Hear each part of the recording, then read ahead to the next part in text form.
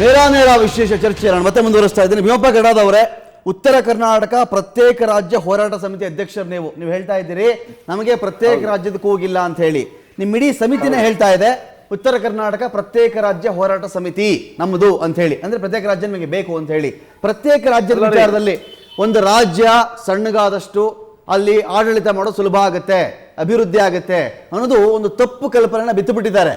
ಅದೇ ಕಲ್ಪನೆ ನಿಜ ಆಗಿದ್ದಿದ್ರೆ ಛತ್ತೀಸ್ಗಢ, ಜಾರ್ಖಂಡ್, ಉತ್ತರಾಖಂಡ್ ಎಲ್ಲವೂ ಉದ್ಧಾರ ಆಗಿ ತಮ್ಮ ಮೂಲ ರಾಜ್ಯಗಳಿಂದ ಬೇರ್ಪಟ್ಟಿದ್ವೋ ಅದಕ್ಕೆ ಸಡ್ಡು ಹೊಡೆದು ನಿಲ್ಲಬೇಕಾಗಿತ್ತು. ಅದು ನಿಲ್ಲಿಲ್ಲ.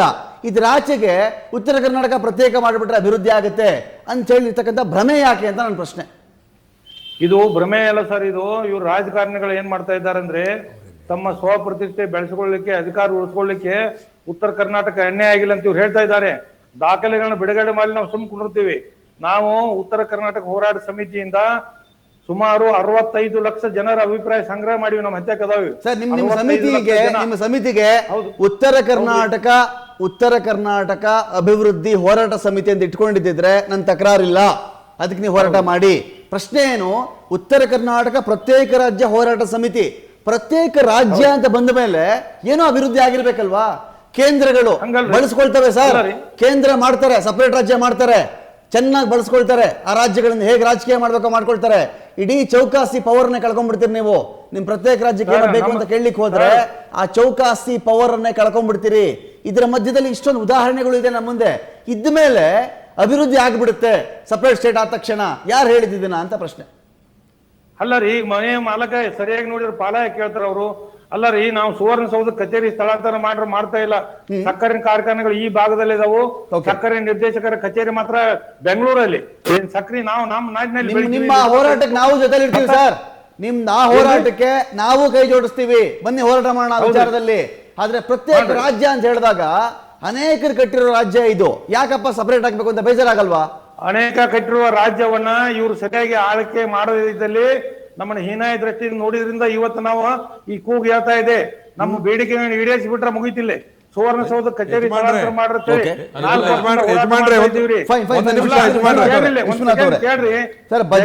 ಇಲ್ಲಿಂದ ಬರ್ಬೇಕಾದ್ರೆ 5,000 ರೂಪಾಯಿ ಹಣ ಖರ್ಚಾಗ್ತದೆ.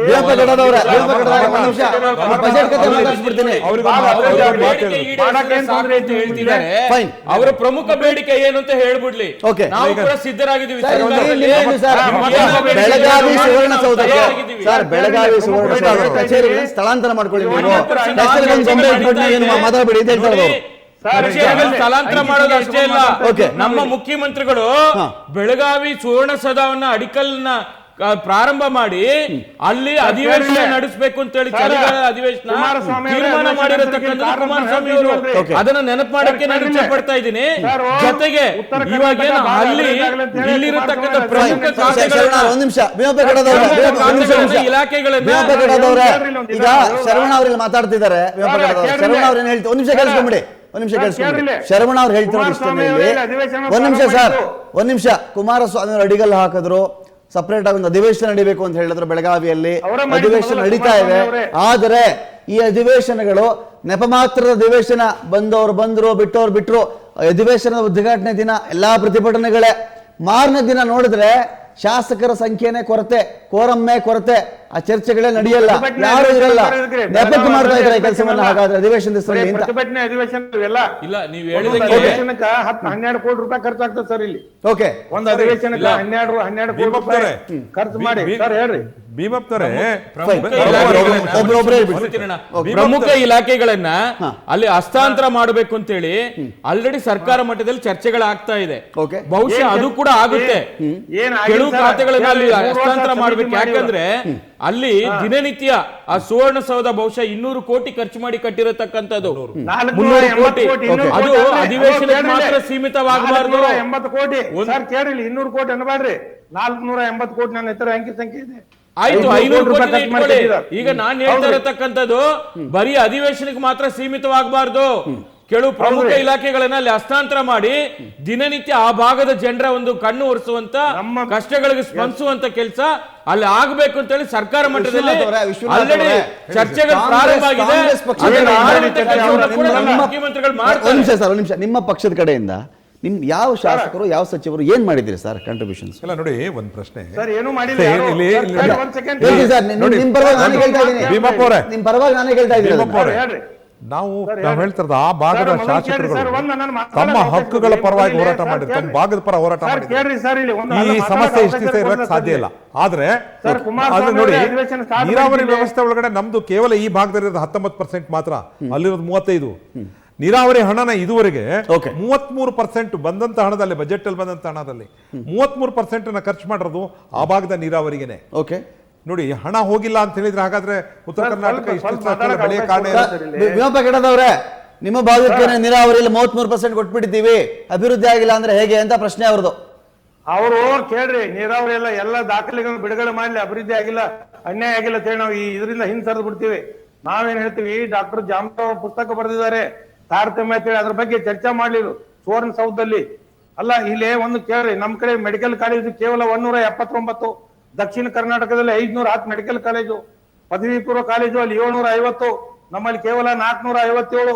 ಪ್ರಾಥಮಿಕ ಶಾಲೆಗಳಲ್ಲಿ 34,575, ನಮ್ಮಲ್ಲಿ ಕೇವಲ 24,980. ಕೊನೆಯದಾಗಿ ಬ್ಯಾಂಕ್ಗಳು ಅಲ್ಲೇ 707, ದಕ್ಷಿಣ ಕರ್ನಾಟಕ ಭಾಗದಲ್ಲಿ ನಮ್ಮಲ್ಲಿ ಕೇವಲ 2,865. ನಮ್ಮಲ್ಲಿ ಸಾಲ ತಗೊಳ್ಳೋ ರೈತರಿಲ್ಲ. ಯಾಕೆ ಈ ತಾರತಮ್ಯ? ಇದ್ರ ಬಗ್ಗೆ ಚರ್ಚೆ ಮಾಡಿ ನಮ್ ಪರಿಹಾರ ಕೊಟ್ರ ನಾವು ಹೋರಾಟದಿಂದ ಹಿಂಸರಿತೀವಿ. ಭೀಮಪ್ಪನವರೇ, ಬಿಟ್ಟಿಗೆ ಇವ್ರು ರಾಜಕೀಯ ಪ್ರತಿಷ್ಠೆ ಬ್ಯಾಂಕ್ಗಳ ಪ್ರಶ್ನೆ ಮಾತಾಡಿದ್ರೆ ಬ್ಯಾಂಕ್ಗಳ ಹುಟ್ಟುಗಾರರೆಲ್ಲರೂ ಕೂಡ ದಕ್ಷಿಣ ಕನ್ನಡ ಜಿಲ್ಲೆಯವರು. Okay. ಹಾಗಾಗಿ ದಕ್ಷಿಣ ಕನ್ನಡ ಸರ್, ಜಿಲ್ಲೆಯವರು ಈ ಕೇಳಿಲ್ಲ. ಭಾಗದವರಾದ್ರಿಂದ Fine.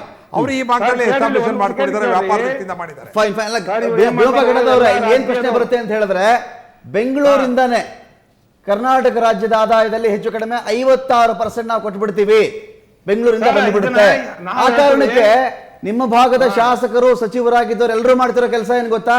ಈ ಕಡೆನೆ ಬಂದು ಬಿಸ್ನೆಸ್ ಮಾಡ್ತಾರೆ, ಇಲ್ಲೇ ಆಸ್ತಿ ಪಾಸ್ತಿ ಮಾಡ್ತಾರೆ, ಇಲ್ಲೇ ವಾಸನೆ ಎಲ್ಲ ಮಾಡ್ತಾರೆ, ಸಚಿವರು, ಶಾಸಕರು ಎಲೆಕ್ಷನ್ ಬಂದಾಗ ಮಾತ್ರ ನಿಮ್ ಕಡೆ ಹೋಗ್ತಾರೆ ಅಷ್ಟೇ. ಎಲ್ಲ ಹೊರಗೆ ತೆಗೆದಿದ್ದೀವಿ.